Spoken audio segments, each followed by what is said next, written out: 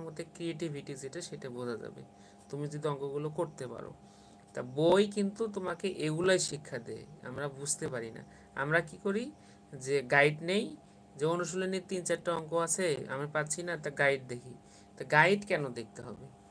তুমি যদি তোমার মস্তিষ্ককে খাটাও সেক্ষেত্রে কি হবে, তোমার গাইড ফলো করতে হবে না, তুমি নিজেই সেগুলো কি করতে পারবা, অঙ্ক করতে পারবা, কাভার করতে পারবা।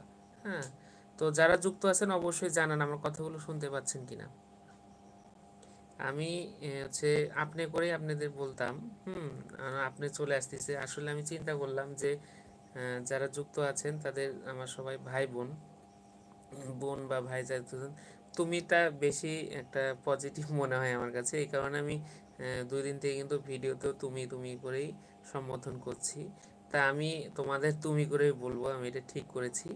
হ্যাঁ, কিন্তু এই দীর্ঘদিনের যে যে খোলার পর থেকে আপনি আপনি করে বলছি, এই জন্য মাঝে মধ্যে আপনি চলে আসে। হ্যাঁ, তো যাই হোক, ও যেটা বলতেছিলাম যে উদাহরণ বই, বোর্ড বই কিন্তু এটাই শেখায় যে গণিত যে টার্মগুলো দেওয়া আছে, উদাহরণ দেওয়া আছে, সূত্র দেওয়া আছে, তোমাকে কি করতে হবে সেগুলো আয়ত্ত করে নিয়ে তারপর কি করতে হবে, অনুশীলনীতে যাইতে হবে, সেগুলো প্র্যাকটিস করতে হবে।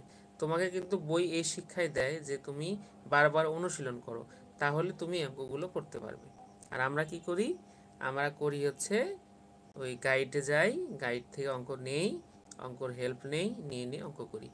এই যে অঙ্কর হেল্প নেওয়া, হ্যাঁ, এই হেল্প নেওয়ার কারণে তোমার কি হয়, তোমার মস্তিষ্ক কি হয়, সেটা কি একবার বুঝে যায় যে হ্যাঁ এই তো হেল্প নিচ্ছে। তখন কি করে, পরবর্তীতে তুমি যখন অঙ্ক করতে যাবা, আমার কথা শুনেই যদি তুমি অঙ্ক করতে যাও, তখন কি হবে, তোমাকে তোমার ব্রেন বলবে যে তোমার গাইড আছে পাশে, তোমার গাইডটা তুমি দেখো, খুলে দেখো, তুমি কেন তো খাটনি করতে যাবা। হ্যাঁ, তা ব্রেনকে তুমি অলস বানাইছো, ব্রেন তোমাকে কি করতেছে, নিচের দিকে নিয়ে যেতেছে, যে ব্রেন আর কোনো খাটাখাটির মধ্যে নাই। হ্যাঁ, এই কারণে হয় কি যে আমাদের অধিকাংশ শিক্ষার্থীরা কি করে, যে আস্তে আস্তে এই গণিতের প্রতি তাদের কি অনীহা জন্মে। অনীহা জন্মাটা কিন্তু একদিনে হয় না, এই জিনিসটা দিনে দিনে দিনে দিনে দিনে দিনে কি আমাদের মধ্যে কি হয়, আশ্রয় হইতে হইতে আমরা এটাকে প্রশ্রয় দিতে দিতে দিতে দিতে এই পর্যন্ত নিয়ে আসি। তারপর হয় পরীক্ষা আসে, তারপর গাইড থেকে সলিউশন করে যাই। আচ্ছা, তোমার মানে তুমি যে পরীক্ষায় কি সব কিছু, তা তো না। রেজাল্ট ভালো হয় কি সব কিছু, তা না। যে অভিভাবক, যে শিক্ষার্থী মনে করে আমার রেজাল্ট দরকার, সে কখনো কোনো কিছু শিখতে পারবে না। রেজাল্ট কোনো ফ্যাক্ট না, তোমাকে ওই শিক্ষায় শিক্ষিত হইতে হবে, ওই শিক্ষাটা ভালো করে আয়ত্ত করতে হবে। সে তাহলেই তুমি কি করতে পারবা, তুমি সাকসেস হইতে পারবা। আজকে এ প্লাস পায় কোনো লাভ নাই, পরবর্তীতে তুমি ভার্সিটি অ্যাডমিশনে যে কি করতে পারবে না, অ্যাডমিশনে সফল হতে পারবে না, এটা গ্যারান্টি।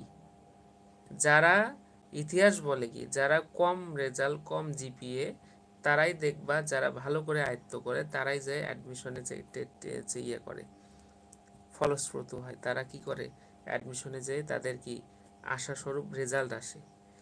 হ্যাঁ, তুমি যে এসএসসি পাস করতেছো, ইন্টারমিডিয়েট পাস করতেছো, তারপর কি তোমার লক্ষ্য হচ্ছে বুয়েট, মেডিকেল, ঢাকা ইউনিভার্সিটি, তারপর রাজশাহী ইউনিভার্সিটি, হ্যাঁ মোটামুটি নাম করা যেগুলো ইউনিভার্সিটি বাংলাদেশে, প্রকৌশল বিশ্ববিদ্যালয়গুলো, এগুলোতে কি চান্স পাওয়া। তো তুমি এগুলোতে চান্স পাইতে যাবা, তোমার ভেতরে তো মেডিসিন থাকতে হবে নাকি। তোমার ভেতরে যদি কিছু না থাকে, ভেতর যদি ফাঁকা হয়, হ্যাঁ, তাহলে কি আর তুমি চান্স পাবা, পাবা না। এই কারণে কি করতে হবে, বোর্ড বইমুখী হইতে হবে, মেইন কথা দক্ষতা বাড়াতে গেলে। এবং তার পাশাপাশি তোমাকে তোমার ব্রেনকে কি করতে হবে, একমুখীকরণ করতে হবে, যে তোমাকে ওইটা তুমি নিজেই সলভ করবা, তুমি কেন গাইড নিতে যাবা। তোমার সলভ করার যদি সমস্যা হয়, তুমি টিচারের হেল্প নিতে পারো, স্যারদের হেল্প নিতে পারো, স্যার আমাকে এটা বুঝিয়ে দেন, আমি এরকম অঙ্কগুলো করতে পারবো। তাহলে যখনই তুমি কি করবা, স্যারদের সাথে কনভারসেশন হবে, স্যাররা কিন্তু, স্যারদের কাছে শেখার অনেক কিছু থাকে। হ্যাঁ, স্যাররা প্রত্যেকটা শিক্ষকই কিন্তু শিক্ষার্থীদের শিখাতে চায়, কিন্তু বর্তমান জেনারেশনে বর্তমান শিক্ষার্থীরা স্যারদের সাথে কনভারসেশনে থাকে না। হ্যাঁ, স্যারদের সাথে তাদের কোনো কনভারসেশন নেই। হ্যাঁ, তো স্যারদের সাথে যত কনভারসেশন ভালো হবে তত কি হবে, শেখা যাবে জিনিসগুলো। এই কারণে